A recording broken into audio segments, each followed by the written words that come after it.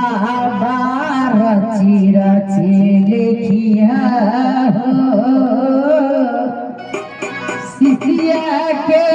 हाजरिया हो बाबा सिसिया के हाजरिया हो बाबा रची रची लिखिया हो बाबा रची रची लिखिया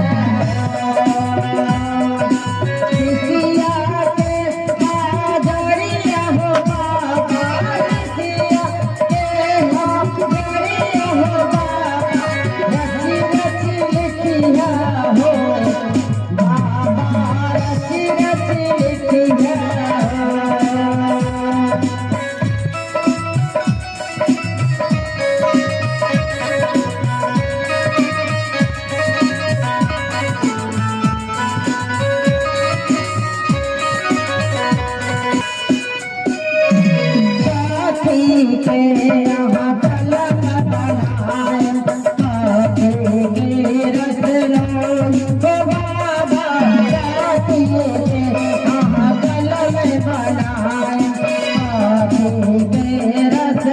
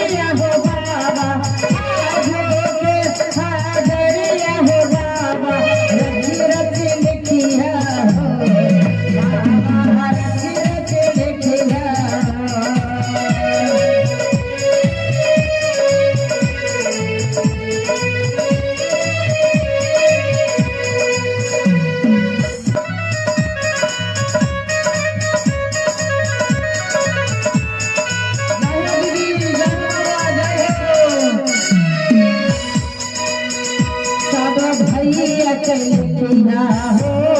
बाबा सदगुरु भैया के लिखिया हो सदगुरु भैया के लिखिया हो